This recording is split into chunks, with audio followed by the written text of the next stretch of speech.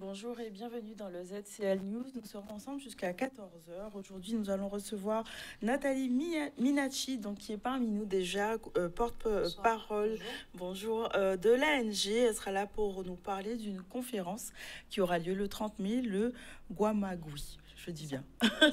Organisé par la coordination Guamagui. Ok, très bien. On va revenir sur ce sujet. Ensuite, on recevra Josée Turlepin, chroniqueuse. Elle va nous parler du périple pour la liberté et notamment de ces femmes qui ont œuvré pour cette liberté suite aux commémorations différentes qui ont eu lieu sur la Guadeloupe hier pour faire un petit retour et un hommage à ces femmes. On va recevoir aussi Jean-Claude Antoinette ainsi que Viviane Gustave qui sont tous les deux auteurs et seront là pour nous parler de leur récente parution. Ensuite, on restera dans le domaine de l'écriture avec Joëlle Damas, notre chroniqueuse. Elle sera avec Cindy Howald. Ils seront là pour parler d'écriture créatrice d'une véritable alchimie. Donc, ce sera l'occasion de sa chronique Envie d'écriture. Et on terminera avec Aude Dainen, donc gérante de Maravilha, qui sera là pour nous parler d'une exposition BOM qui aura lieu concentrée de nature guadeloupéenne. Donc, c'est dans le cadre d'une exposition qui aura lieu à la rue Le Thiers, à la maison Maravilha. Pour les informations, il s'agira de parler du conseil municipal du Gosier. Encore quelques tensions, mais les affaires de la commune doivent continuer. Un nouveau conseil municipal s'est tenu dans un contexte de division persistante avec des décisions qui sont quand même attendues. On fera un retour sur ce sujet et il fera forcément parler des commémorations qui ont eu lieu hier, donc 27 mai, notamment sur Basse-Terre, avec différentes temps forts. On reviendra sur cet événement, ainsi que sur Monsieur Régent, qui a été nommé citoyen d'honneur à Vieux Habitants. Donc, une soirée a été réalisée à son honneur. On reviendra sur le glorier de cet historien qu'on connaît bien et qu'on a reçu récemment sur le plateau. Et on reviendra sous l'ouverture du village du relais inter-entreprise. Donc voilà, un temps fort aussi sur la commune de Vieux Habitants. Donc voilà pour les titres. On va démarrer tout de suite avec ce conseil municipal tant attendu, un nouveau bras de fer qui est à l'honneur. Bon, un calme relatif qui s'est tenu ce dernier conseil municipal qui a donné à l'opposition qui a refusé de voter la délégation au maire et des événements encore, des sollicitations encore à venir concernant ce conseil, ce deuxième conseil qui n'a pas pu avoir lieu car le quorum n'était pas atteint. On voit un reportage de Grégory Laps qui nous révèle tous les tenants et aboutissants de ce conseil. Je pense que ce sera un conseil municipal qui se déroulera normalement et je crois que c'est ce qu'on attendait. J'ai envie de dire tout ça pour ça. Voilà, on a voté sereinement, tranquillement. Comme d'habitude, on a voté contre les délégations et la suite s'est très bien déroulée. Donc ça devrait se dérouler dans ces conditions. Ce sera un conseil municipal, certes, qui risque d'être beaucoup plus fréquent, mais on est toujours présent jusqu'aux prochaines séances. Vous le savez, donc on a justement fait appel à la préfecture pour qu'ils puissent nous assurer de l'irrégularité de ces conseils municipaux. Donc on a eu ce retour par les médias, justement. Donc nous, on ne sera pas là, parce qu'on souhaite rester dans la légalité. Et pour l'instant, le maire n'a pas informé, en tout cas M. Baclé qui remplace M. le maire, n'a pas informé des suites.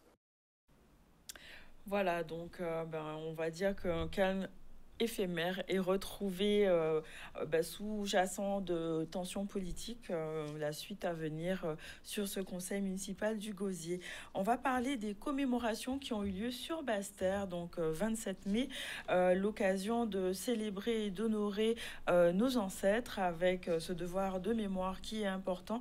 Et sur Basse-Terre, institutions citoyens étaient réunis autour du fort d'Elgrès. On va voir différents temps forts qui ont eu lieu avec Olivier Félix.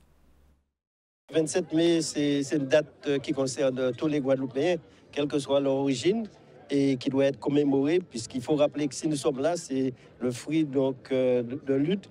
Et puis, cette année, il y avait une délégation donc, du Bénin, mais également du Congo. L'ambassadeur de France du Congo était présent. Donc, ce qui montre le renforcement du lien avec l'Afrique, puisque c'est assez inédit que depuis l'an dernier, nous ayons donc des représentants d'Afrique qui viennent pour le 27 mai.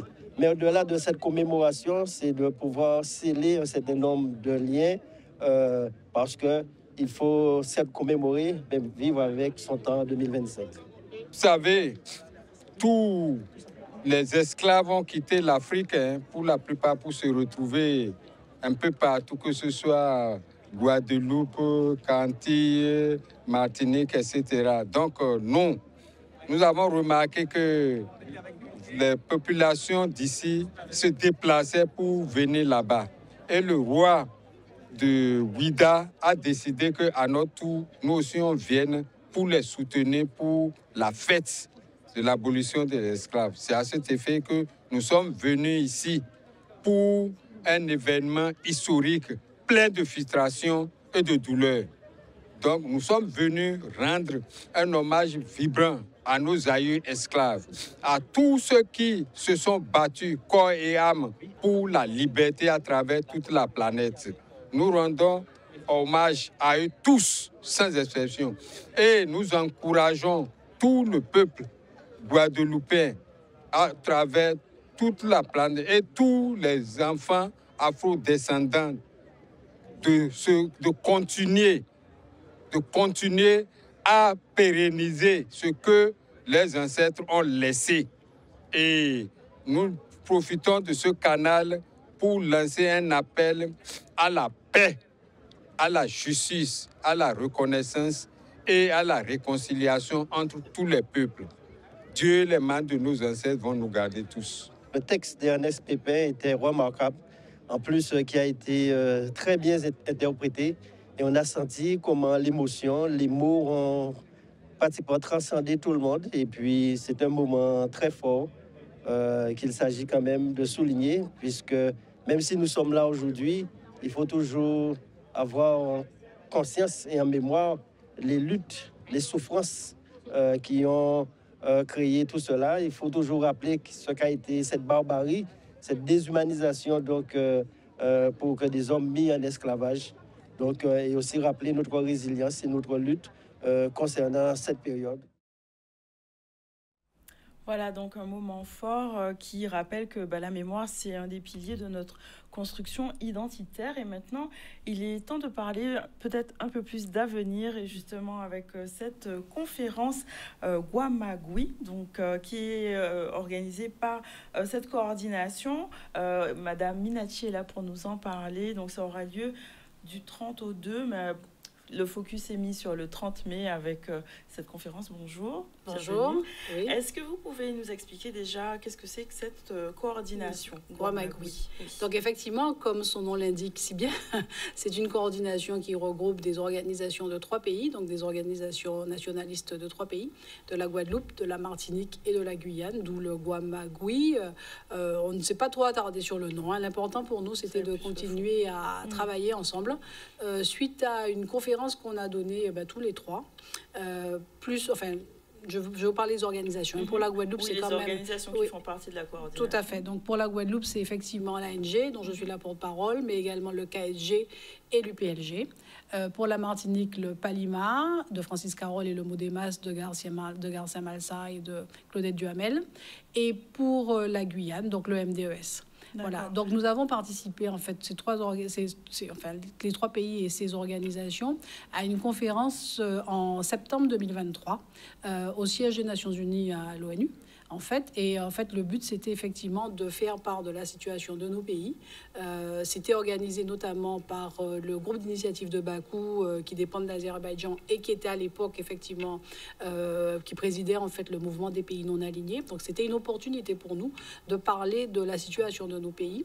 Comment ça a été accueilli, justement, notre réalité là-bas? Eh bien, en fait, si vous voulez, à l'ONU, vous venez exposer un certain nombre de choses. Donc, c'était effectivement une conférence privée. Hein, c'était pas dans la salle de l'Assemblée générale de l'ONU. Mais le but pour nous, c'est qu'on soit entendu par une commission des Nations Unies qui D'être s'appelle... visible déjà. En fait. Oui, mais il y a une commission qui est dédiée justement au problème de décolonisation et qui s'occupe de traiter un petit peu de la situation des pays. Il y a 17 pays qui sont inscrits sur la liste des pays, des territoires non autonomes. Donc, la liste des pays à décoloniser, dont s'occupe l'ONU. Et il y a une commission de l'ONU qui regarde la situation de ces pays. Et qu'est-ce qu'elle fait, cette commission, en fait? Elle regarde effectivement pourquoi les pays sont en mal développement et elle interroge également ce qu'on appelle les puissantes administrantes. Mais ce qu'il faut bien comprendre, c'est que nous n'y sommes pas dessus.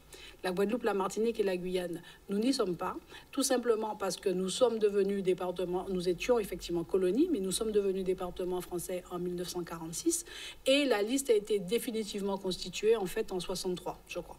Donc en fait, on n'a pas été inscrit sur cette liste-là, mais d'autres colonies françaises comme la Kanaki, la Nouvelle-Calédonie et la Polynésie française sont sur cette liste. Alors, comment vous avez fait pour justement arriver à en parler de nos territoires, puisque mais en fait, c'était une opportunité qui a été lancée, effectivement, je vous le disais, par l'Azerbaïdjan, qui était effectivement dans le cadre de l'ONU a un certain nombre de décennies pour l'élimination du colonialisme. Et là, on est dans la 4e. Il y en a déjà eu 1, 2, 3. On est dans la 4e décennie d'élimination du colonialisme. Et l'ONU considère que malgré tout cela, on n'a pas encore réussi à éliminer totalement le colonialisme de la surface du globe. Et donc, maintient cette commission, cette 4e commission de l'ONU qui traite des questions de décolonisation. Et nous essayons effectivement de faire entendre notre voix pour dire que comme la Nouvelle-Calédonie, comme la Polynésie française, qui n'était pas inscrite. Hein, c'est suite à un combat que la Polynésie française a été inscrite en 2013. Vous voyez, ça fait une dizaine d'années que la Polynésie française y est. Comment ils s'y sont pris, en fait, du coup? En fait, il faut préparer un dossier, il faut faire du lobbying et notamment la Nouvelle-Calédonie notamment a un fort soutien au niveau de son bassin géographique naturel, au niveau du Pacifique. On a les îles Féroé, Samoa, etc. qui soutiennent le dossier de la Nouvelle-Calédonie et qui ont permis, donc ce soutien permet donc d'inscrire ces pays, enfin avec du lobbying. Et c'est justement l'objectif de quoi? Le lobbying, est-ce qu'on l'a, nous, ici? Eh bien voilà, donc c'est pour ça qu'une fois que nous avons terminé cette conférence, au niveau de nos trois pays, nous nous sommes dit, mais il faut qu'on continue le travail. C'est pas juste une conférence comme ça et puis après on voit. Il faut qu'on continue le travail. Alors, il y a des dossiers à déposer. Et notamment, on avait quelqu'un qu'on voulait faire venir en décembre, qui est un spécialiste de ces questions, un spécialiste international, hein, qui s'appelle Caroline Corbin. Et il n'a pas pu venir malheureusement, mais nous avions prévu effectivement qu'il fasse une tournée dans nos 3 pays. Et si vous voulez, l'idée pour nous, c'est vraiment de continuer à échanger, de partager nos expériences et nos contacts et nos réseaux, de les mettre ensemble au niveau Guadeloupe, Martinique, Guyane, justement pour continuer à faire ce travail, qui est un travail de longue haleine. Hein, c'est pas... Mais il faut qu'on commence à faire ce travail-là pour que nous aussi, on ait des contacts, on ait des réseaux au niveau de notre bassin géographique de la Caraïbe pour traiter de ces questions. Il n'y a pas... Alors, par exemple, vous avez par exemple Montserrat, Anguilla, les îles Vierges britanniques et américaines, ces pays-là qui ont une construction historique similaire à la nôtre, ils sont sur la liste des pays à décoloniser. Donc nous, il n'y a pas de raison que nous n'y soyons pas. Alors, comment créer vraiment ce lobbying? Parce que concrètement, c'est comme des alliances, c'est ça en fait? C'est un soutien... comment il se construit? Il y a un dossier déjà à produire qui parle effectivement de la situation du pays, de la situation de mal développement de nos pays. Et vous savez qu'on n'aura aucun problème pour remplir ce dossier-là et pour cocher un certain nombre de cases. On voit bien que la situation en Guadeloupe aujourd'hui, c'est une situation qui est catastrophique, que nous sommes quasiment en train de décliner en tant que peuple, en tant que pays, en tant que nation. Notre culture disparaît, nos jeunes s'en vont. Enfin, je ne vais pas vous faire tout le schéma, sûr, mais donc vous voyez quand même qu'on coche un certain nombre de cases. Et il y a un exemple que je vais vous donner aussi, qui est l'exemple de Bonaire, toujours dans notre bassin géographique. Eh bien, à Bonaire, c'est une véritable colonie de peuplement de la Hollande qui s'est organisée. Et les Bonaireens, petit à petit, ils disparaissent. Un peu ce que craignaient les Kanaks, petit à petit, de disparaître. Et donc, Bonaire, pareil, ils ne sont pas sur la liste et ils font effectivement énormément de lobbying. Ils vont voir les pays de la Caraïbe. Alors, notamment, ils ont une écoute... je pense du Premier ministre de Saint-Vincent, M. Ralph Gonzalves, qui avait effectivement parler de soumettre cette question de Bonaire au niveau de la 4e commission de l'ONU, ben nous aussi, on essaie effectivement de faire des réseaux pour arriver à se faire connaître et se faire entendre. Donc c'est important pour nous effectivement de continuer ces rencontres. Et c'est la 3e rencontre donc, qui aura lieu du 30 mai, qui commence avec la conférence publique qu'on donne sur la question de la souveraineté alimentaire jusqu'au 2 juin. Alors, dans cette réunion, justement, on va faire un petit focus. Qu'est-ce que vous attendez concrètement de cette réunion, des gens, des interactions? Est-ce que c'est que Guadeloupe, du coup, ou bien il y aura toute la coordination? Oui, on accueille deux délégations. Une délégation de la Martinique, 3 camarades, une délégation de la Guyane, pareil, 3 camarades qui viendront et qui participeront donc à toutes nos manifestations. Donc, la manifestation publique, c'est la question de la souveraineté alimentaire et la question du foncier qui est liée. Nous sommes, à part la Guyane, mais nous sommes des petits pays. Donc forcément, la question du foncier, c'est une question qui est primordiale pour nous. Nous sommes des pays qui vivons au niveau de notre alimentation essentiellement d'importation. Donc là aussi, comment est-ce qu'on avance sur ces questions justement de souveraineté alimentaire qui n'est pas la sécurité alimentaire, parce qu'on veut effectivement un peu démystifier ces questions-là, qui n'est pas non plus l'autosuffisance alimentaire. Bon, on aura l'occasion d'expliquer ça lors de la conférence, mais l'idée, c'est que souveraineté alimentaire... Juste pour être succinct, est-ce qu'on peut expliquer la différence? Si vous voulez, il n'y a pas de souci. On donnera plus. Il y aura plus, mais c'est juste pour donner mais en fait, la question qui s'est posée souvent, c'est la question de la sécurité alimentaire. Comment est-ce que vous donnez à manger à une population? Et souvent, pour nos pays, nos petits pays, c'est cette question-là qui avait été mise en avant. Et vous pouvez donner à manger à une population soit en utilisant la production locale, là vous êtes en autosuffisance, mais on sait très bien qu'ici ça ne sera pas le cas, ou alors l'extrême, c'est effectivement se reposer sur la mondialisation et les échanges commerciaux. C'est ce qui nous est arrivé, et c'est également ce qui arrive aux pays de la Caraïbe. Ils sont en sécurité alimentaire parce qu'ils ont à manger, d'accord, mais on regarde pas, on regarde juste que les aliments soient sains. Évidemment, il ne s'agit pas de donner des aliments qui rendent malade, mais c'est-à-dire au niveau microbien, on va dire. Mais après, on est malade pour d'autres choses. On est malade parce qu'on mange mal. Mais bon, on a en tout cas à manger suffisamment. Et on ne s'occupe pas non plus de la façon dont sont produits ces aliments, c'est-à-dire avec l'agriculture intensive. Avec l'agriculture intensive, vous pouvez produire des denrées alimentaires en quantité importante et vous pouvez alimenter une population. Seulement, derrière, vous ne regardez pas comment est-ce que l'agriculture sur place dans le pays, il n'arrive plus à vivre de son métier, tout simplement parce qu'il a à faire face à une concurrence importante de produits importés, de produits alimentaires importés. Vous ne regardez pas non plus comment sont produits les aliments, donc avec des techniques d'agriculture intensive qui ont un impact très fort sur l'environnement, épuiser le sol, polluer nos eaux, nos rivières, etc. Voilà, donc ça, c'est la sécurité alimentaire. La souveraineté alimentaire, c'est un concept plus large qui dit, nous, effectivement, on souhaite que les agriculteurs puissent vivre de leur métier, que l'agriculture d'un pays, c'est pour nourrir sa population. Ça n'est pas un bien commercial, international, comme les autres biens de consommation. L'alimentation, c'est la base, la matière première, la matrice d'un pays. Voilà. Et qu'à côté de ça, il faut que les agriculteurs puissent vivre effectivement de ce qu'ils produisent et qu'ils puissent produire en respectant la nature, etc. Donc, vous voyez, il y a quand même plusieurs types de notions qui arrivent là. Ça n'est pas juste on donne à manger aux gens. Et il y a autre chose qui est quand même assez important aussi, c'est le fait de dire que le foncier dont on dispose en Guadeloupe, c'est un foncier restreint, donc il faut lier les deux. On ne peut pas parler de production agricole sans lier le foncier. Le foncier est restreint. Certes, on a eu pendant plusieurs années des démarches pour protéger le foncier agricole, mais il faut également relier ça avec la façon dont on consomme. Si les Guadeloupéens veulent consommer que des produits qui sont transformés, etc., ou des produits bas de gamme, etc., on aura du mal à être rentable en Guadeloupe. Donc, il y a aussi une vraie éducation à faire, en fait, au niveau... Oui. C'est très long. C'est pas facile, parce que souvent, on a... La communication moderne veut qu'on ait des idées un peu prêtes à penser, où on ne va pas sur la complexité des choses.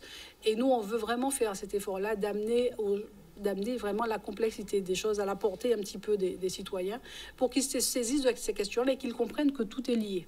On ne peut pas agir sur un secteur et donc, pas sur l'autre. C'est vraiment, alors ce que vous souhaitez dans cette réunion, c'est vraiment d'aller en profondeur sur les concepts et pouvoir que les gens prennent des décisions éclairées, c'est ça? Oui, et qu'ils comprennent que vraiment tout est lié. Donc on a Harry Archimède qui interviendra, donc qui est un chercheur en sciences agronomiques et qui a énormément travaillé sur ces questions-là. Et ça va très loin. Il pourra même dire, par exemple, si tout le monde était végétarien ou Guadeloupe, de combien de foncier aurait-on besoin pour nourrir la population? Ah oui, carrément. Voilà. Et si tout le monde était carnivore, c'est-à-dire mangeait voilà, que de la viande, eh bien, on voit bien que la quantité de terre dont nous aurions besoin pour produire la quantité de viande que nous aurions à manger, eh bien, on ne l'a pas en Guadeloupe, par exemple. Donc ça veut dire qu'il faut qu'on choisisse aussi un régime alimentaire qui convient. Donc ça va quand même assez loin. Et alors évidemment, on n'a pas de solution toute faite, mais au moins s'interroger petit à petit, prendre de bonnes habitudes et puis s'interroger sur sa consommation. Donc après, donc ça, cette réunion, donc c'est le 30 et Tout à fait. Jusqu'au 2, vous avez donc un travail en interne que vous allez réaliser. Donc, nous allons profiter effectivement pour faire visiter un certain nombre de structures. Donc nous allons être accueillis par la SICAPAG, hein, qui est la coopérative agricole effectivement qui justement se bat pour valoriser les productions locales. Et on a obtenu la possibilité d'aller chez Henri Joseph, puisqu'on voulait montrer aussi une valorisation plus, on va dire, de notre biodiversité. Certes, on a la biodiversité pour manger, mais on peut également avoir une biodiversité qui, transformée, peut nous permettre d'avoir des projets économiques intéressants et d'avoir des retombées sur la Guadeloupe. Donc on a ça. Et puis on visitera également le CAC Maryse Condé, parce que c'était important pour nous aussi de montrer une action militante qui partait de la base et des artistes, et de montrer comment, avec une solidarité populaire et des artistes, on a pu avoir ce CAC qui persiste et qui est un haut lieu de création culturelle. Donc par exemple, voilà un peu les rendez-vous qu'on aura. Et puis on se réunira aussi en salle fermée parce qu'il faut qu'on travaille. Très bien. En tout cas, merci pour cet éclairage. Et donc le rendez-vous, c'est le 30. Alors si on peut avoir l'adresse. Oui, vendredi 30 mai à 18h30 à la salle Joseph-Théodore Faustin aux Abîmes. Voilà, donc salle qui nous a été gracieusement mise à disposition par la municipalité des Abîmes, qu'on remercie. Merci beaucoup. Et donc, rendez-vous le 30 pour ces échanges qui vont s'annoncer très riches, j'imagine, pour notre avenir à tous. Merci beaucoup de m'avoir reçu. Merci, un grand plaisir. On va faire notre première pause publicitaire et on revient tout à l'heure avec José Turlepin. Il sera question de périple pour la liberté. À tout de suite.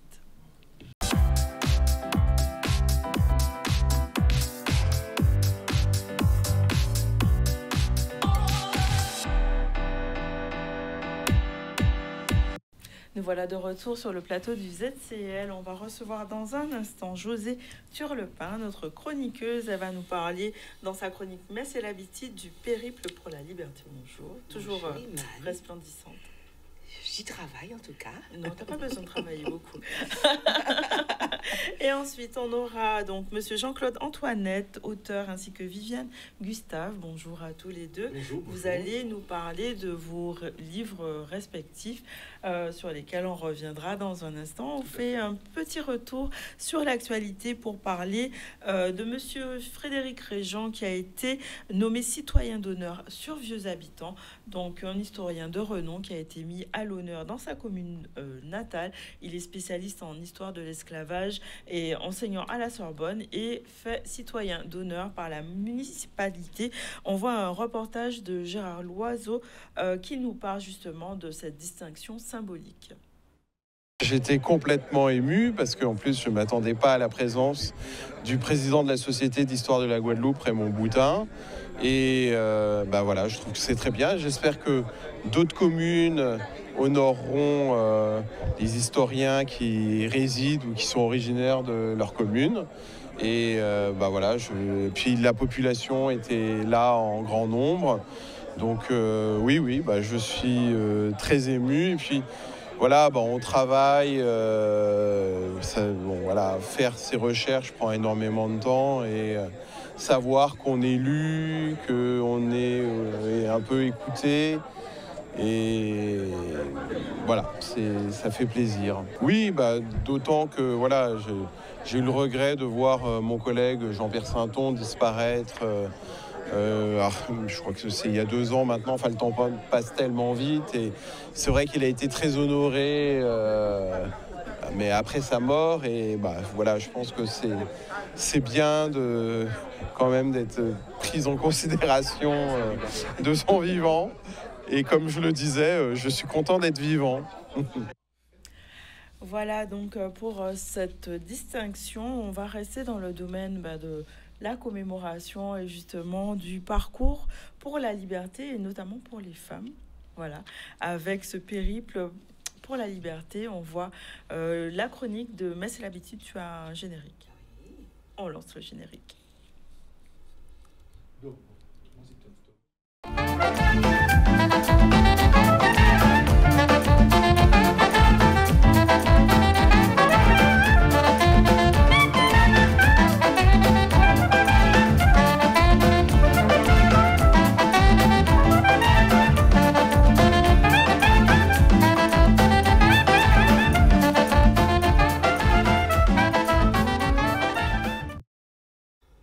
Alors José, pourquoi ce titre Périple pour la liberté? Alors, dans le cadre des commémorations, on commémore, on fait mémoire, mais souvent, on ne met pas en évidence, on ne met pas en lumière le rôle des femmes marronnes.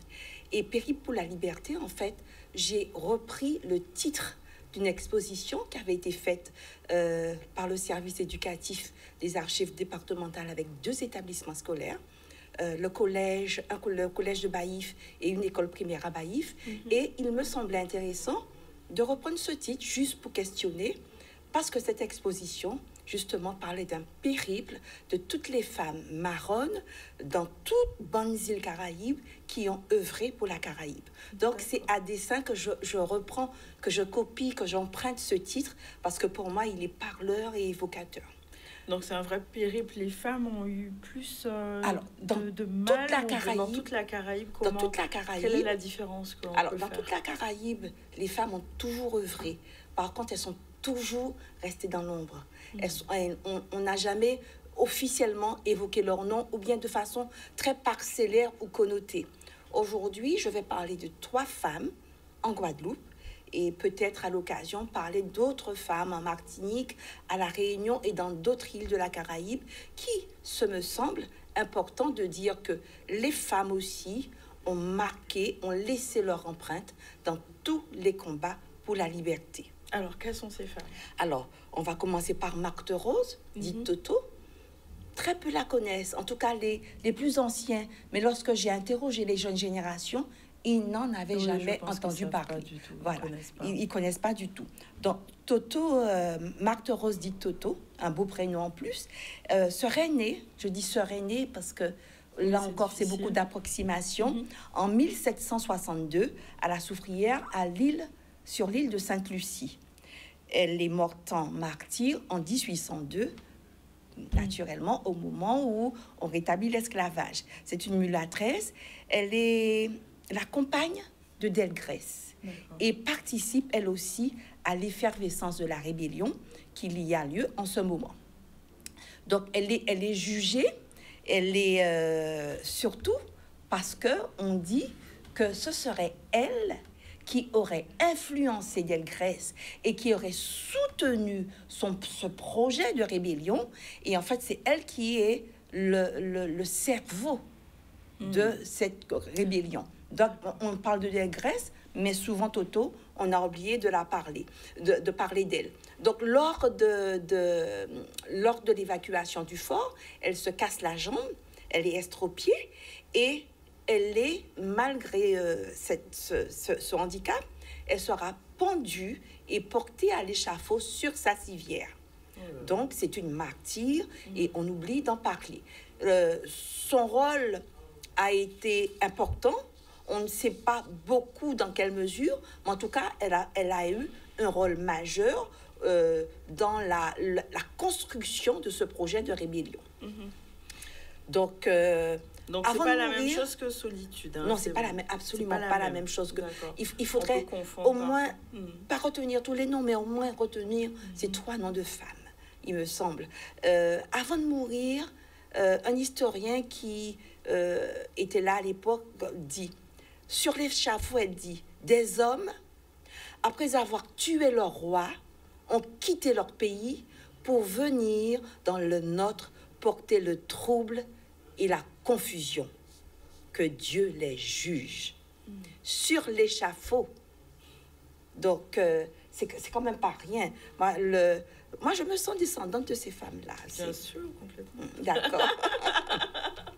Alors, à Basse-Terre, il y a une rue qui porte son nom.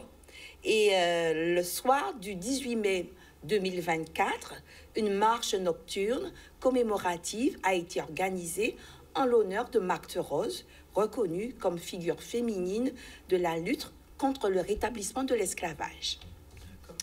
Il y a ces solitudes que tout le monde connaît. Tout le monde connaît à travers le roman, le rond-point solitude. Au moins, le rond-point. Voilà. Aussi à travers la littérature, dans le roman de Simone Schwarzbach, la mulâtresse.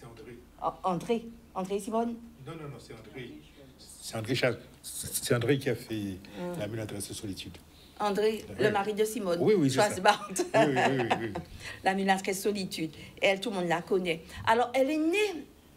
Tout le monde la connaît, mais est-ce que tout le monde connaît précisément son histoire? Donc, souvent, on se demande si elle a vraiment existé. Hein. Il y a plein de gens qui se posent la question. Voilà. En tout cas, j'ai voulu revenir sur l'histoire, même si elle est romancée, même si c'est un personnage fictionnel, peu importe. Ce personnage vous appartient. Et on l'investit et on le porte. Donc, elle est née d'un viol d'une femme captive africaine sur un bateau négrier et a rejoint la communauté maronne. Et elle prend les armes en 1802 lorsque Bonaparte va rétablir l'esclavage.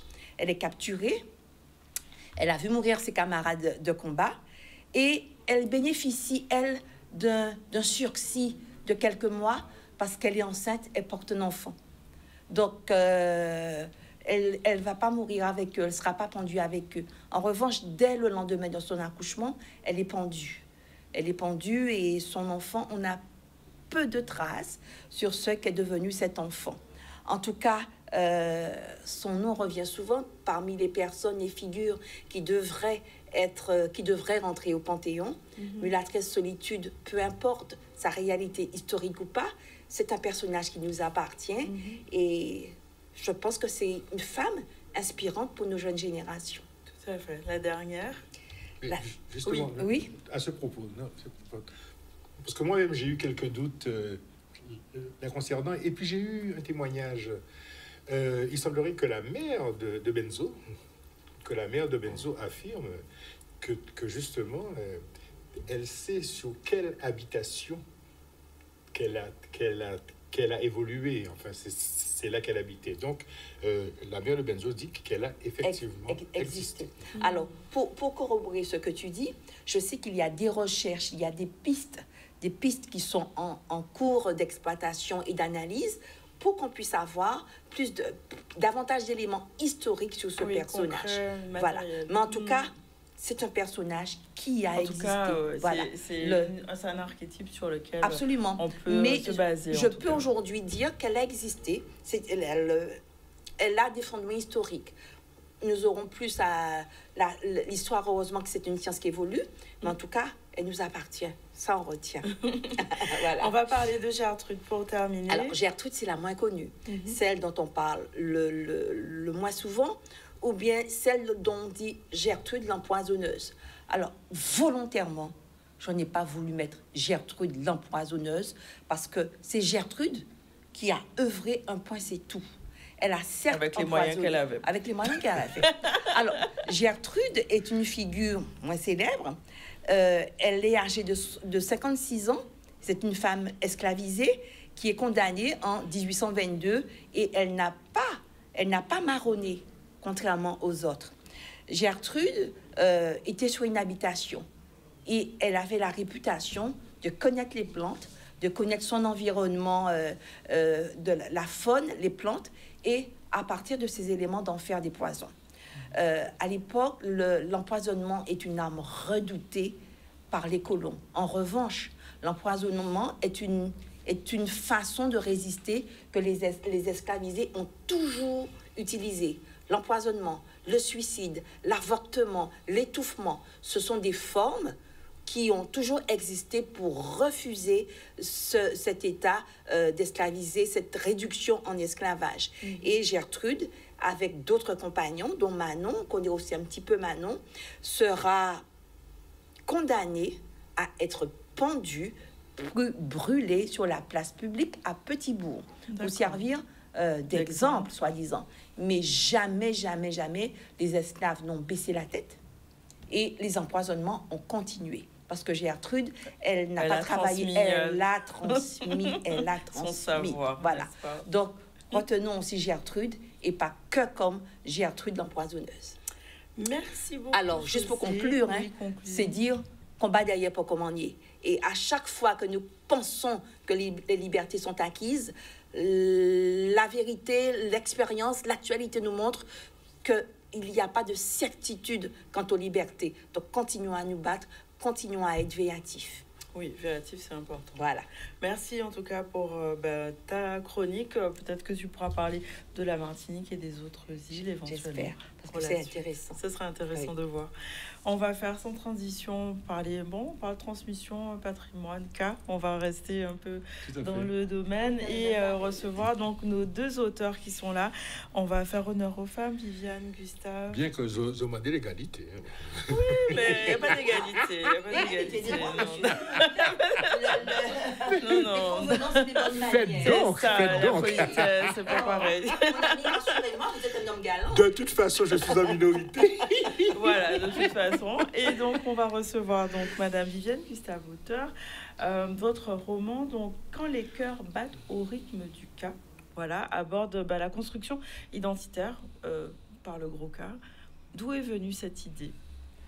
Alors, cette idée, en fait, vous savez, comme la plupart des Guadeloupéens, en tout cas la majorité des Guadeloupéens, j'ai baigné dans l'univers guadeloupéen. Je ne dirais pas dans l'univers K, mais dans l'univers guadeloupéen. Et dans cet univers, on est amené à côtoyer les jours de K, à participer, à observer surtout, et à rencontrer du monde. Et c'est à l'âge adulte, étant enseignante du primaire, que j'ai été amenée à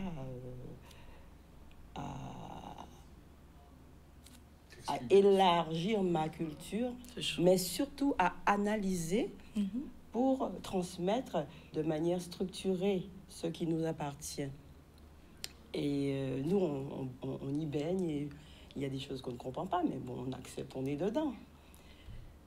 Et moi, par mon métier, je structure, j'essaie de structurer, j'essaie de donc c'est ce besoin de structuration justement qui a amené à l'étude du patrimoine culturel et d'avoir alors raconté un peu l'histoire du livre sommairement éventuellement pour que les gens puissent situer le contexte. Mais tout au long de ma vie, j'ai rencontré du monde et au fur et à mesure, j'ai réuni tous mes souvenirs, mais de manière justement structurée. J'ai essayé de remettre de l'ordre et de me dire, dans ce premier ouvrage, parce que c'est ma première œuvre éditée, dans ce premier ouvrage, je vais essayer de remettre, de choisir, de sélectionner les informations capitales. Et donc avec un regard d'enfant, puisqu'il y a un personnage donc qui est Chris, qui vraiment va avoir ce regard sur l'environnement. Pourquoi c'était important? J'imagine c'est aussi en lien avec votre activité. C'est en lien avec mes activités, mais c'est aussi en lien avec le constat que je fais. Nos enfants, de plus en plus, sont attirés par la culture des autres. Et il me semble que mon rôle est de fournir un support qui pourrait leur servir, qui pourrait leur être... Juste pas pour te contredire, mais juste te bousculer un petit peu. Nos enfants sont attirés par la culture des autres parce qu'il y a un vide. Et ton roman, certainement, va venir combler ce vide. Mais la culture des autres, elle est là, elle est présente, elle est agressive dans le champ des présentations, et la nôtre est absente. Exactement. Oui, On a l'impression que nos enfants sont imprégnés, ils le sont sans l'être. En fait, c'est sans comprendre. Et on a besoin de comprendre ce qu'on fait. On a besoin de cette compréhension. Et souvent, c'est à l'âge adulte qu'on essaye de se dire, d'avoir une... Mais ils sont demandeurs. Voilà. D'avoir ce besoin de transmission, d'avoir... justement, vous en parlez un peu dans le livre. Donc, je fais transition, le cas de ma vie, où on est vraiment dans cet espace de transmission. Vous avez eu besoin de parler de votre parcours, et est-ce que c'est aussi un besoin de transmettre l'histoire? De toute façon. Puisque, bon, je pense qu'il y a eu un article où le journaliste dit au crépuscule de sa vie, il a eu envie de... Mais c'est exactement ça. Et ce que tu viens de dire est extrêmement important quand tu dis que tu es dans la société guadeloupéenne où il y a effectivement des choses qui sont mises en place et qui ont de l'importance. Justement, si j'ai fait ce livre, c'est parce que moi, je fais partie de certain nombre de pionniers. Tout à fait. À l'époque, un garçon dit de bonne famille alors non seulement ne parlait pas du Gouka, mais ne disait pas je vais jouer au Gouka, puisque bon là, il a dit bon ben t'es qu'arrivé. Alors imagine pas pour une fille. Danser là, danser pire. Non mais on a eu l'exemple l'autre fois lorsqu'on a fait le Mac du cas chez Léna, où il y a une fille qui a dit que lorsqu'elle a dit ça, son père, quand les parents voulaient te torser et ou te vilipender, il parlait français et te vous voyez. Oui. Je préfère n'avoir pas entendu ce que vous venez de dire. Allez dans votre chambre. Bon, bref. Alors, donc, nous, avec mon ami Fred Penture, quand on a commencé, à l'époque, on était adolescents, c'était vers les, je sais pas, 14, 15 ans, et puis ensuite, on a quand même perduré. À l'époque, les garçons de bonne famille, alors, donc les enfants... Les filles prenaient des cours de piano. Les garçons, généralement, ils pouvaient faire piano, mais très rarement. C'était au violon, guitare ou banjo.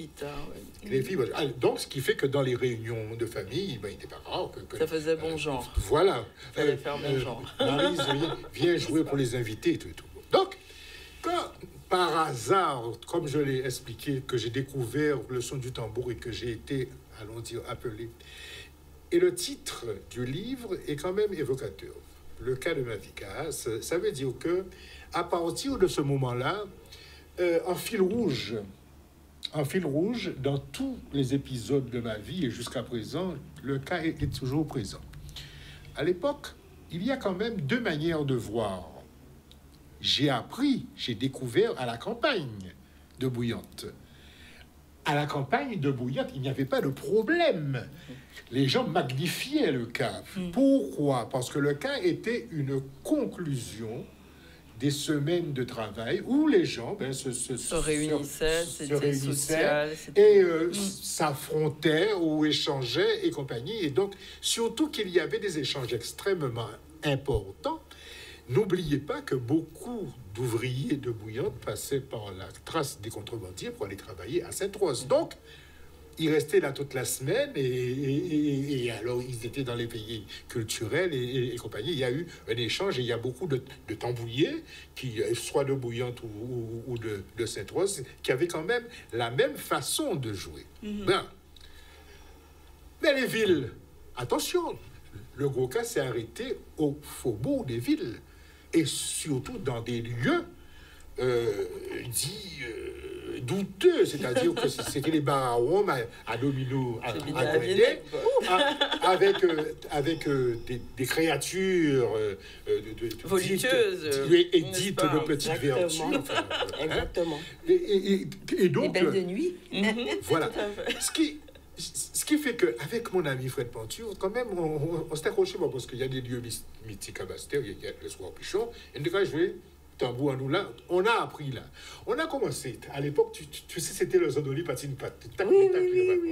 On a commencé comme ça, et puis après, il y a eu des échanges. Donc là, c'est vrai Voilà. que tout ce que vous dites là, Oui. ça fait partie voilà, de l'histoire du gros cas. Absolument. Et qui est, du et cas, qui- en fait. Même et pas qui est vraiment un fil rouge. Parce que on fait ça à cette époque-là. Ça Mais les pose choses ont beaucoup changé maintenant. Non, Les mais nouvelles attendez, générations. mais ça pose un problème Oui. à la bourgeoisie de Bastogne. Il y aura dit, mais ces musiques à Viennegue, ces messieurs, c'est des garçons de C'est pas des famille. Viennegue. Bon, bref. Ensuite, nous prenons bac. Nous prenons bac du premier coup. Avec mention, quand je dis ça, bon, ma famille ne me croit pas, mais... hein. Ah oui, mais il y aura du cas, mais... machin. Et ensuite, on part faire des études en métropole. Et c'est là que tout change, où il y a une autre vision, parce qu'en métropole, les gens qui sont dans l'immigration et compagnie vous accueillent, parce que il y a pas de, on ne fabrique pas à cette époque à Paris de cas, bon, par exemple. Donc, pour arriver avec un, tu es demandé partout, tu te demandes partout, viens. On dit oui, mais je suis seul. Ah ben, mais ça ne fait rien, mais viens avec le cas. On a eu, c'est là où il y a eu j'ai des titres de découvert, noblesse, on va j'ai dire joué ça. avec des jazzman, j'ai joué avec des Brésiliens, j'ai joué avec des... Alors, pas avec les Africains. Parce que j'ai fait partie des ballets, mon débat, mais là, sur djembé. Sur djembé, bon, parce qu'il y a quand même une sonorité, comme je le dis, le cas a un son court et le djembé a un son long. Voilà.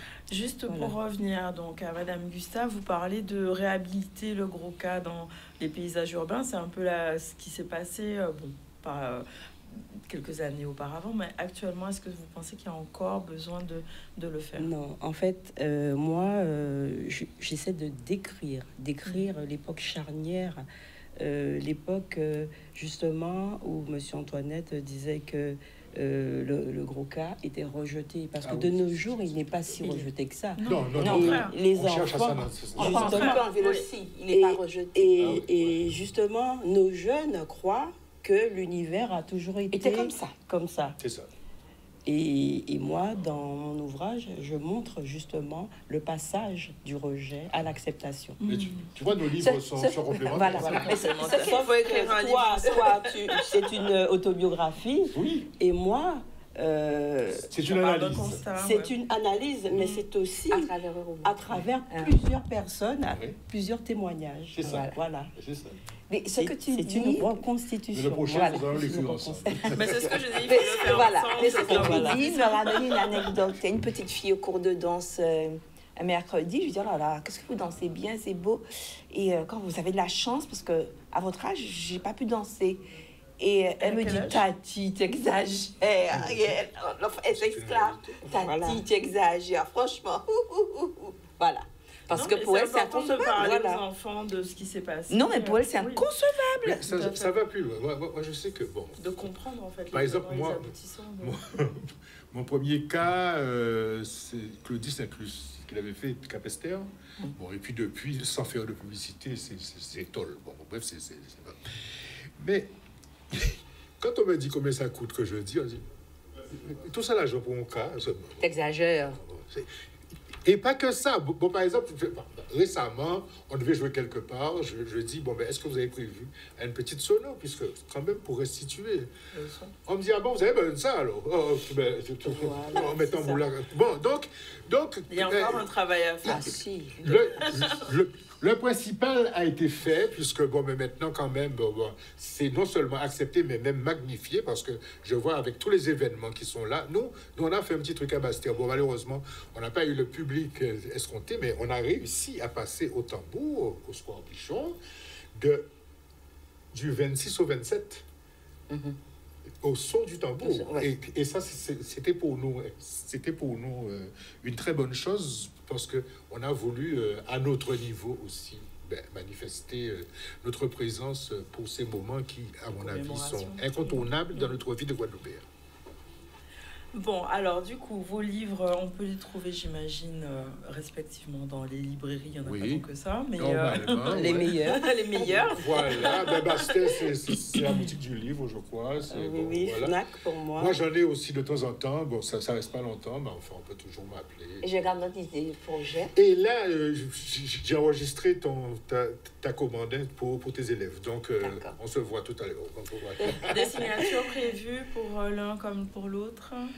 Alors, si, on a une signature à la mairie de Robert bientôt. Nous, là, ouais. Donc, c'est quand C'est une bonne question. Bientôt, c'est très bientôt. C'est très bientôt. Non, mais j'étais dans le bureau on aura la date. quand on a dit ça. Non, c'est prévu. C'est très bientôt. J'ai fait une, il n'y a pas longtemps, c'était à la Maison du Patrimoine à Bastère. Et donc, pour remercier les gens, nous faisons un coup de tambour. Et à ce niveau, mon ami frère Marcel Magna était venu. Et quelle date prévue sur la région pointoise? Sur la région pointoise, justement, nous attendons... on aura la date bientôt. Vous avez une date précise peut-être?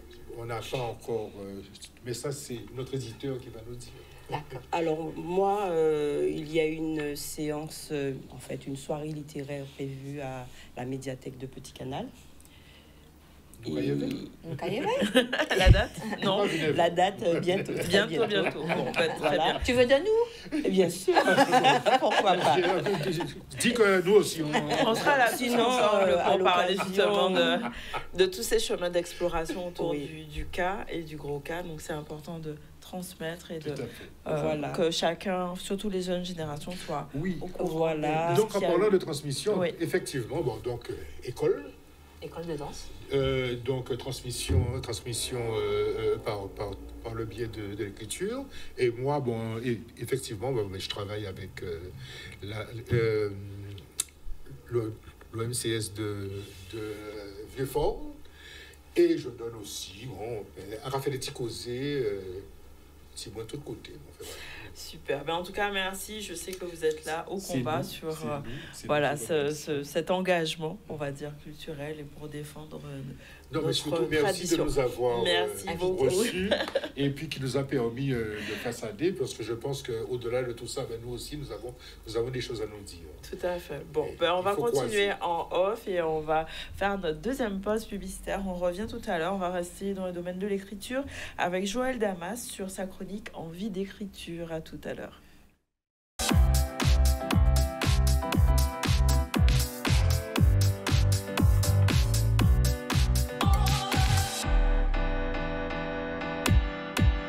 Voilà, de retour sur le plateau du ZCL et on va recevoir des femmes encore et des femmes talentueuses avec Joël Damas, chroniqueuse, chronique Envie d'écriture. Donc, première fois ensemble, mais grand plaisir. Ravie.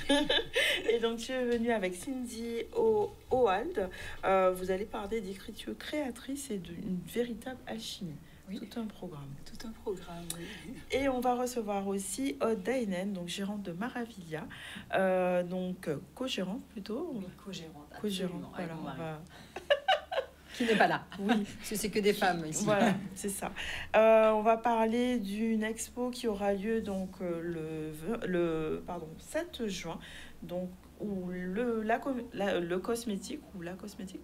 Comment on dit? La cosmétique. La cosmétique rencontre l'artiste, une artiste dont on va parler tout à l'heure. On va faire un petit retour pour finir l'actualité sur le village inter-entreprise donc, qui a ouvert. Coup d'envoi festif pour cet événement sportif et solidaire attendu. Par beaucoup. C'est une 25e édition qui a été célébrée. Animation, sensibilisation à la santé, au bien-être, au travail, convivialité. C'était un événement qui a été couvert par Olivier Félix.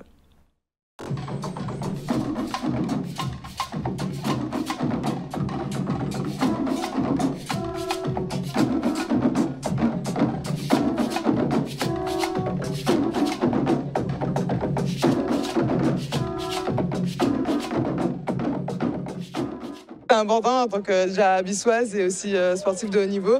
Le relais inter-entreprise, c'est du sport et ça véhicule de belles valeurs, donc je suis contente d'être ici. En tant que Guadeloupéen, on a un devoir de mémoire, donc c'était important pour moi de participer à ce moment-là. Quand on est sportif de haut niveau, il y a un niveau d'exigence, il y a des valeurs qu'on défend. Et quand on voit Coraline Vitalis, on sait quelles valeurs qu'elle véhicule en termes d'exemple, en termes de dévouement pour défendre avec fierté la France. Mais aussi, en particulier, quand je parlais avec Coraline, c'est qu'elle défend, qu'elle pense à vieux habitants, qu'elle pense à la Guadeloupe beaucoup, qu'elle monte pour faire une compétition. Donc voilà, donc ces personnes-là, donc pourquoi on a déposé devant la salle de Delgrès une gerbe? On le fait traditionnellement, mais le faire en présence de Frédéric Réjean, de Yannick Borel et de Coraline Vitalis, ça prend encore plusieurs dimensions symboliques et ça montre bien les valeurs qu'on véhicule et c'est quoi la société guadeloupéenne.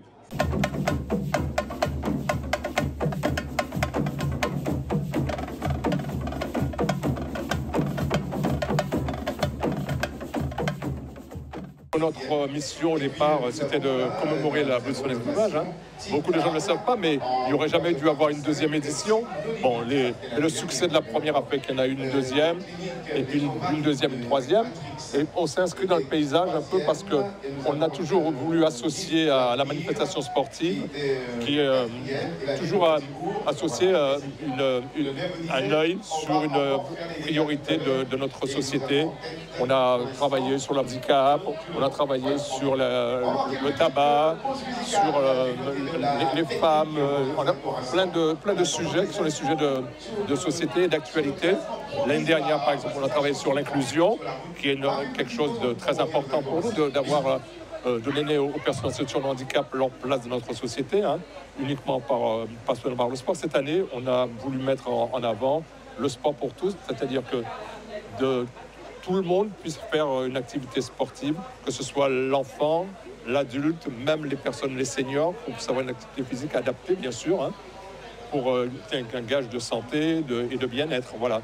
Donc on a voulu partager cette préoccupation qui est une préoccupation du moment, puisque tout le monde on fait partie des pays où il y a un taux d'obésité assez important. Voilà, de retour sur le plateau, il y a déjà du réseautage en live sur le plateau. On va parler d'envie d'écriture, donc qui est la chronique de Joël Damas. On lance le générique et on revient tout de suite.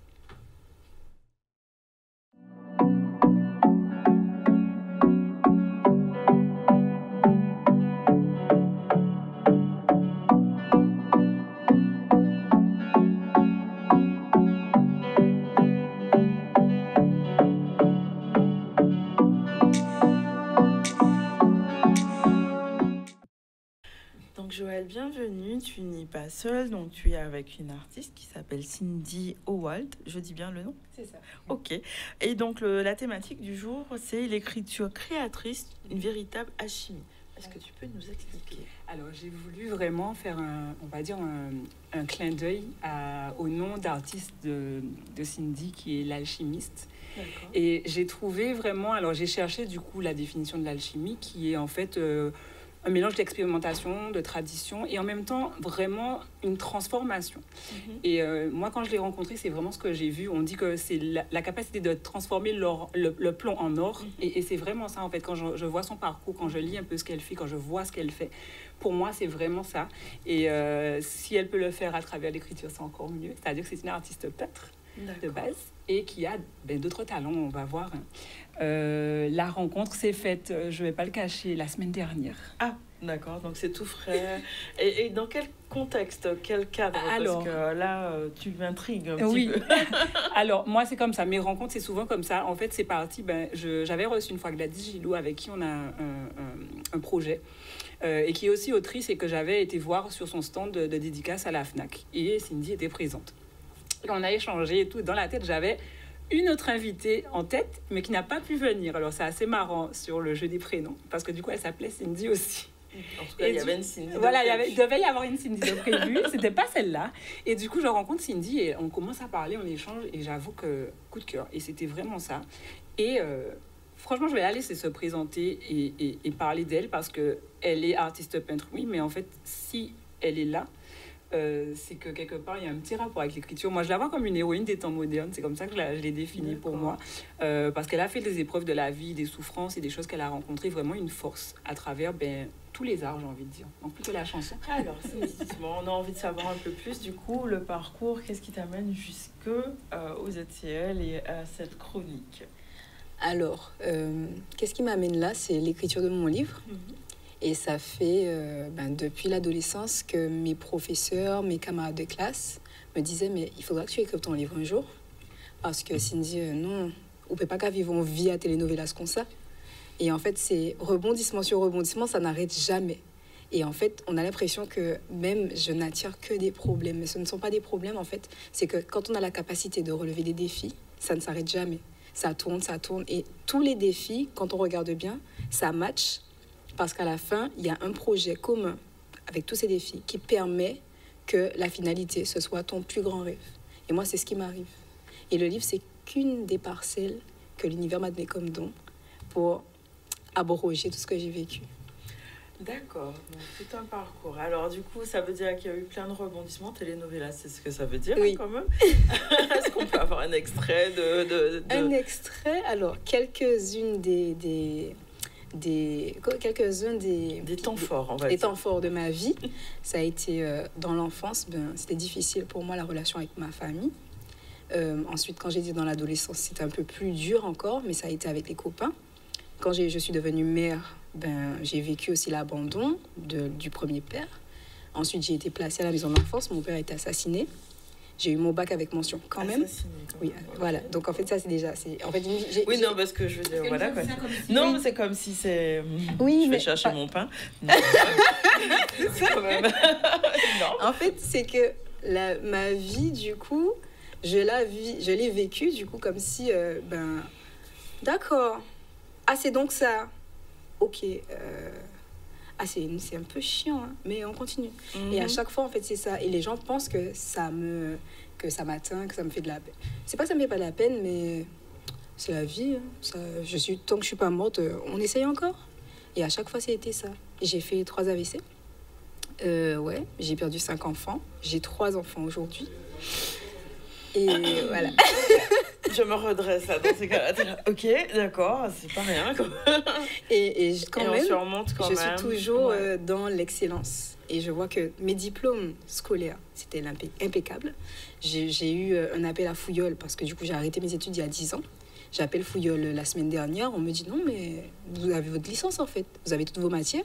Il suffit de revenir, terminer. Donc, il me reste 3 matières à valider. J'ai ma licence. En fait, à chaque fois, c'est que des belles choses qui m'arrivent. Donc, dans le chaos, je vois que du beau. J'ai 40 métiers sur mon CV. On ne veut pas me prendre en tant qu'employé parce que j'ai pas la carrure d'eux. Tout est top, en fait. C'est ça ma vie. Et je raconte ça. Là, c'est mon tome 1, donc c'est mon enfance. Le tome 2, ce sera ma vie de mère. Et le tome 3, ce sera tous ces beaux cadeaux que j'ai reçus. Donc, c'est de voir le positif en chaque événement et une façon de grandir, c'est ça? Tout à fait. Et donc, l'écriture est arrivée à quel moment? J'ai toujours écrit depuis le primaire, l'école primaire. J'écrivais des poèmes pour mes professeurs. Ils me disaient c'est bien.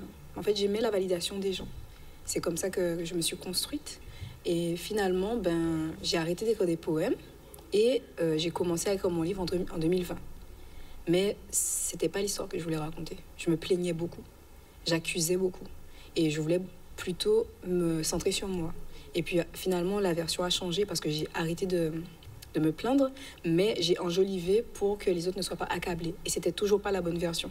Donc j'ai déposé, j'ai arrêté. Et là, c'est il y a une semaine, pendant le rendez-vous, tout le monde me disait « Mais non, ton livre est parfait, maintenant c'est bon, tu balances. » Et j'ai commencé à écrire en février. Et en février, là, on a la version finale. Voilà. D'accord. Waouh. Donc... incroyable ce parcours. Incroyable, d'autant plus que c'est vrai que quand je l'ai entendu parler, on me disait déjà en lisant mon livre du coup que c'était déjà assez soutenu comme rythme et par rapport aux événements, mais on se rencontre, moi je me rends compte au fur et à mesure de mes rencontres que j'ai des femmes qui sont en fait mon miroir, mais qui vont encore plus loin dans la résilience, dans la capacité de se relever d'événements. Alors je ne dis pas que je minimise ce qui m'arrive parce que je ne suis pas à comparer, à dire qu'elle a vécu pire ou moins pire, c'est pas ça, mais je me rends compte que on est forte. On est forte. Ça fait écho au périple pour la liberté, à la chronique de Joël tout à l'heure, puisque ça a beaucoup de liens. Je veux dire, on est forgés, comme on dirait, dans un socle commun autour de ça, de la résilience. Donc, c'est assez impressionnant. Wow. C'est assez impressionnant. Et du coup, moi, j'ai hâte. En fait, elle a parlé des 3 tomes. Pour moi, ils sont déjà là. J'ai envie de lui dire qu'ils sont déjà là, puisqu'elle est vraiment talentueuse. Je ne sais pas si ça a défilé un petit peu les œuvres déjà d'art qu'elle fait. Oui, les images sont passées en même temps. Moi, elle m'a bouleversée quand j'ai reçu. J'ai dit, wow, mais j'ai jamais vu ça. Et c'est vrai que c'est une artiste qui... Il y a des expos prévues. Comment est-ce qu'on peut voir en fait ces œuvres-là? Les œuvres qui défilent... Parce qu'on peut proposer une expo Ravia après. On fait des liens tout de suite. Alors, pour répondre, les expos, j'en ai fait. Toutes les œuvres qui sont là, ce sont des expos passées. C'est-à-dire que j'ai donné les œuvres au sens propre. Là, ils sont morts de rire. Voilà. J'aime bien, ils se sont arrêtés sur oui. en particulier. J'adore la technique, merci beaucoup. Les expos du coup que j'ai faites, c'était vraiment m'exposer moi, c'était pas exposer mes œuvres parce que j'ai appris à dessiner à 4 ans. Et en fait, je voulais imiter ma tati. Et en voulant imiter ma tati, j'ai commencé à m'enfermer dans ma chambre et dessiner jusqu'à 3h du matin. C'était là qu'il y avait du silence, du calme et que j'avais pas du ménage à faire, élever mon frère, etc. Donc je me cachais dans ma chambre toute la nuit et je dessinais. Au début, je décalquais. Et on m'a demandé sur Instagram, tu peux pas faire une expo parce qu'on veut les voir en vrai. Donc j'ai fait 200 œuvres en 2021. 200 œuvres. Mais c'est 200 œuvres que j'ai fait sous la pression. Et en fait, tous les jours, c'est comme ça qu'on a commencé à me parler en tant que l'alchimiste. Tous les jours, je produisais en 2 heures une œuvre. Et il y en avait tellement que j'ai fini par me déclarer en tant qu'artiste. Et l'alchimiste est né comme ça. Voilà. C'est une façon de transformer, on va dire, les choses. C'est ça, mais l'alchimie, c'est ça, c'est de la transmutation. Oui, transformer les douleurs en le plan en or. Voilà. Exactement. D'autres actualités à venir? Oui. Alors, il y avait alors, toi déjà, est-ce que tu as d'autres actualités déjà? Moi, j'ai une expo de prévue en collaboration avec Jimmy Plantier, un ami. Il est art thérapeute, c'est mon art thérapeute. Et c'est tellement puissant ce qu'on a traversé qu'on s'est dit, on va mettre ça sur le titre de la femme. Ça s'appelle Confrontation et Révélation. Et donc là, moi, j'ai pris des vagues de calottes de janvier jusqu'à maintenant. Et ça va me servir, ça me sert pour construire aujourd'hui l'expo qui va venir. Donc ça va parler de moi. Et lui, de son côté, de ce qu'il voit de la femme, justement. Donc ça, c'est... C'était mon flyer pour ma deuxième expo. L'exposition, elle aura lieu quand? Ce sera en octobre. Vers octobre. Ok, il faudra revenir. Oui. Ok, très bien. Elle a entendu le message. Oui, c'est clair. Et donc, l'actualité. De mon côté, alors il y avait un atelier qui était prévu normalement le 24 mai qui n'a pas eu lieu, alors pour plein de raisons, mais j'accueille parce qu'en fait, pareil, j'évolue, en fait, je me dis, c'était pas à cette date-là, ça sera une autre. Et en fait, je tenais un peu à... Parce que j'ai eu beaucoup de questions par rapport à cet atelier que j'ai voulu en duo, en fait, je l'avais appelé Plume en duo. Je l'ai appelé Plume en duo. Et en fait, je voulais expliquer un petit peu le concept. Le concept, c'est vraiment de venir avec qui on voulait. Je peux venir avec Cindy, tu peux venir avec ta sœur. J'avais fait une petite boutade, je dis, avec ton animal de compagnie, ton cabri, tout ce que tu viens avec non, qui pas tu mon veux. Animal de compagnie. Façon de parler. Et en fait, le but, c'était d'avoir plusieurs activités d'écriture. Donc, s'écrire une lettre, s'écrire des compliments, s'écrire des choses par rapport à une musique, donc un ressenti, etc. Et se rendre compte qu'à travers l'écriture, on découvre en fait finalement la personne qu'on a amenée, qu'on pense connaître. À travers l'écriture, des fois, on découvre soit que la personne a un talent, soit que la personne a quelque chose à nous dire et qu'elle ne l'a pas dit. C'est vraiment, pour moi, l'occasion, cet atelier, de s'ouvrir et de communiquer et de se faire du bien. D'autant plus qu'il y a aussi du théâtre qui sera prévu en intro avec... Johanna Levallois, qui fait partie de la troupe des Indécis et qui va proposer aussi également des ateliers pour faire parler la voix, pour faire parler le corps, en fait, en amont. Donc, voilà, j'invite tout un chacun à suivre sur les réseaux l'actualité pour voir quand est-ce que cet atelier aura finalement lieu. On a hâte de connaître cette date. La date est en préparation. Voilà, tout est en préparation avec des évolutions. Il y aura un petit goûter, enfin, voilà. Voilà, sympa. Voilà, sympa. Ok, super. Merci en tout cas pour cette chronique, pour Cindy. Bonne continuation. Parce que, wow, je fais un petit clin d'œil, comme je fais à chaque fois, vestimentaire. Parce que le dressing dont je parle à chaque fois, c'est demain. Déjà, le dressing de Joanne. À Terrasson, donc l'adresse c'est à Impasse Justine. En fait, si on la suit sur les réseaux, on s'abonne à Ma Petite Fée Digitale. Et il y a un numéro de téléphone aussi. Donc on la contacte et elle envoie la géolocalisation. Mais avec Impasse Justine, normalement, voilà. Et en fait, toutes les générations, là, cette fois-ci, sont vraiment invitées parce qu'elle a des pépites. C'est robe de cérémonie, mais on parle de robe traditionnelle, un petit clin d'œil même sur le pain. Vraiment, toute génération, les mamies, les tatis. Et c'est à partir de 9h et c'est jusqu'à toute la journée et c'est vraiment comme à la maison, ouvert à tout le monde. Et donc je la remercie à chaque fois de m'habiller parce qu'elle me sort des robes à chaque fois et c'est vraiment un partenariat du cœur. Super. Voilà. Merci beaucoup. Merci à vous deux. On va rester dans le domaine de l'immersion sensorielle, créative et on va parler de Maravilia qui est une marque de cosmétiques made in Guadeloupe. Donc avec Aude Dainen, est-ce qu'on peut expliquer déjà l'historique de cette marque, d'où ça vient, quelle est votre vision en fait pour la cosmétique en Guadeloupe? Alors Maravilla est née au moment où on a découvert dans la forêt familiale de mon conjoint qu'on avait de la calophylle sous les pieds, son petit nom, Galba ici en Guadeloupe. Et on a un ami qui marche toujours pieds nus et qui est venu pour pas le citer, Hugo Xibrin, venu pour nous dire un petit peu qu'est-ce qu'on allait pouvoir planter dans cette forêt.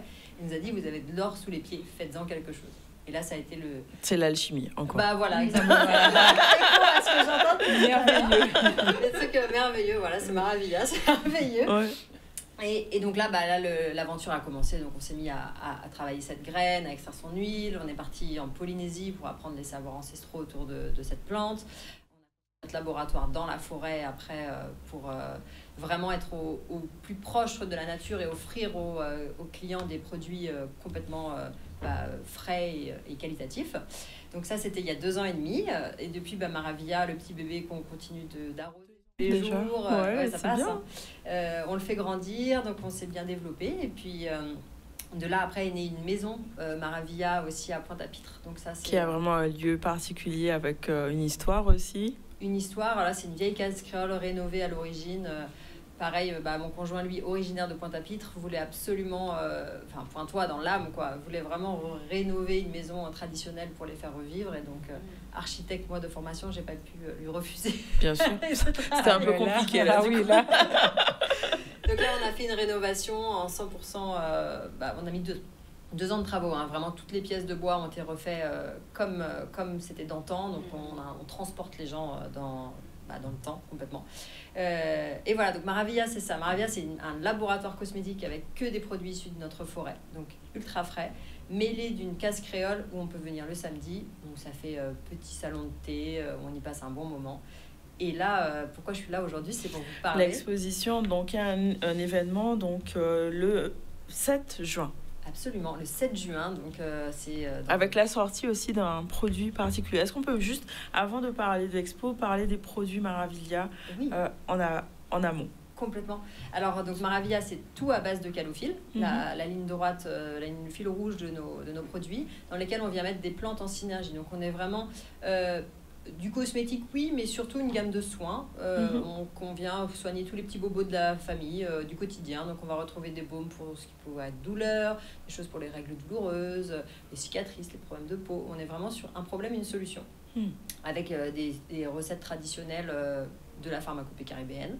Donc, les remèdes de ma belle-mère, des tatis de la maison qui nous ont dit fais ci, fais ça. Nous, après, on a passé ça avec forcément des chimistes et puis des psychologues pour la réglementation. Mais voilà, donc c'est vraiment des recettes très simples pour vraiment soigner au quotidien tous les petits problèmes. On a aussi des gommages, des savons visage, vraiment très qualitatifs. Et là, on sort du coup le 7 juin prochain, notre baume à lèvres, toujours la calophylle, et cette fois-ci, on est venu la mêler à la vanille du jardin. D'accord. Donc, pour rapporter de la douceur, de la gourmandise et avoir des lèvres bien hydratées, repulpées, cicatrisées. Donc ça, d'accord, donc c'est le nouveau produit, donc baume à lèvres. Et donc, ça va être le focus qui sera fait pendant ce vernissage ou vous allez parler de tous les produits? Alors, il y aura, juste pour ramener l'histoire, donc on a fait un lien avec une artiste qui s'appelle Lio, qui malheureusement n'est pas avec nous aujourd'hui, mais en tout cas, elle sera bien présente le 7 juin. On s'est rencontrés lors d'un événement à Destreland en décembre dernier, et ça a matché en fait. Pareil. C'est des rencontres, voilà. Maravilla, c'est hyper coloré, c'est une marque, d'ailleurs je vois que les invités aujourd'hui sont aux couleurs du baume, donc c'est assez comme par hasard. Et donc Jess Lio, elle est aussi hyper colorée, elle travaille l'art que dans des couleurs très vives.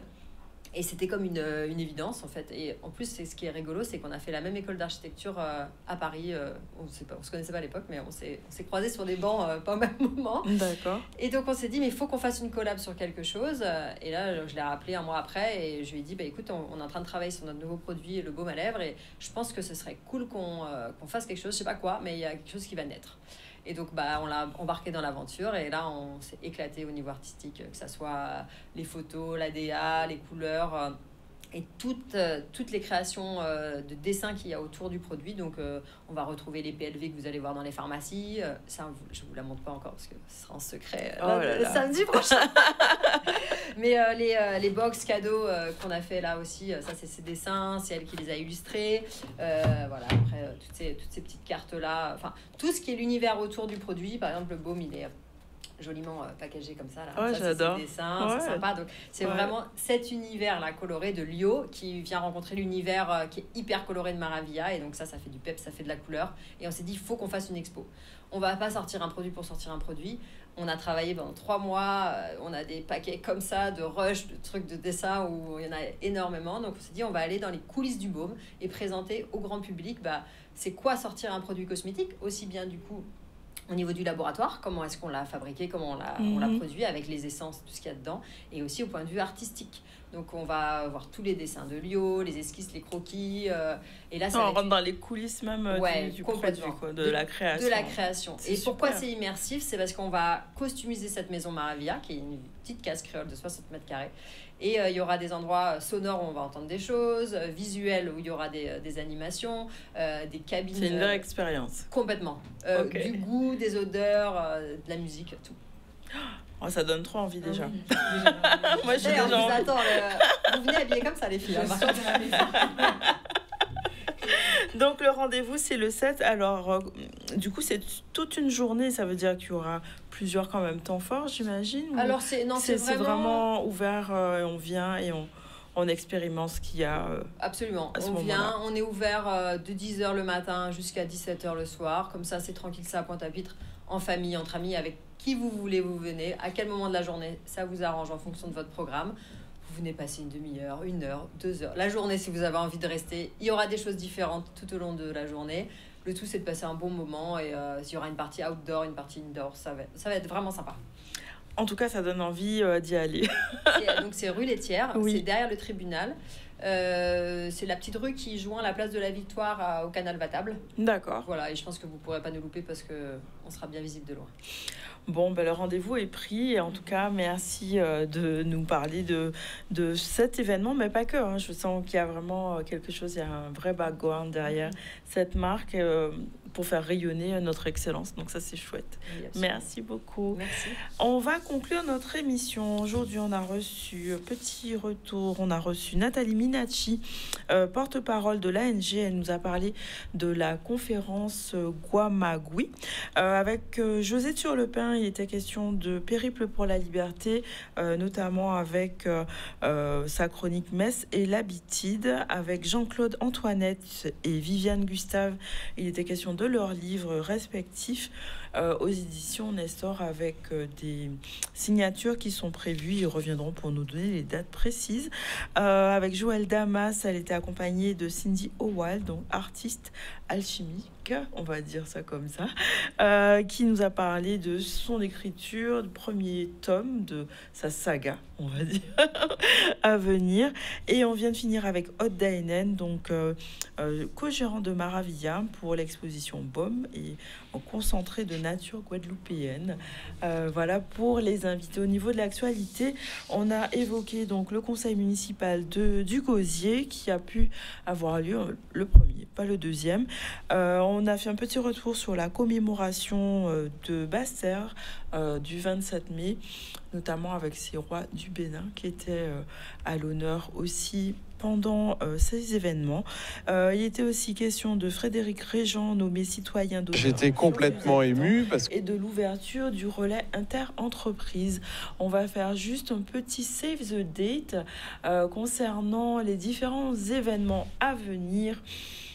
Donc ça sera une chronique qui va venir sûrement régulièrement maintenant sur les différents événements à venir de la semaine. Alors vous avez aujourd'hui projection du film Le Dernier Repas, donc au Ciné Club Médiathèque Caraïbes, donc sur Basse-Terre, réalisé par Maryse Le Gagneur. C'est à 18h30. Vendredi, rencontre littéraire avec Mélina Seymour sur Le Moule, une présentation de son ouvrage Quand l'Afrique rappelle ses enfants afrodescendants. Donc c'est 18h30 au quartier Fatima, maison de quartier Fatima sur Le Moule. Samedi, vous avez une parade des quadrilleurs sur Basse-Terre, donc danse, démonstration de jeux d'antan, animation cadeau. Donc ça, c'est à partir de 9h. Un spectacle gros cas avec Camo Jacka, c'est sur Pointe-à-Pitre. Pas ni problème, donc 2 séances à 17h et à 20h30. C'est au hall Paul Chonchon. Clôture de l'exposition Legacy, donc Fort d'Elgrès. Vous avez aussi les experts à Pointe-à-Pitre, donc c'est à la salle Georges Sarrer. Et je pense qu'on va décliner les autres événements demain. Non, pas demain, il n'y a pas. Vendredi, concernant les différents temps forts que vous pouvez suivre sur l'actualité en Guadeloupe. Une actualité riche. Voilà, appel à projet pour les films. C'est assez impressionnant le nombre d'événements qu'on a en Guadeloupe. Il faudra faire une émission spéciale événements culturels en Guadeloupe, ça viendra, Inch'Allah. À l'attaque, c'était Samuel et Yann. Yes. Et on se retrouve très bientôt dans le ZCL.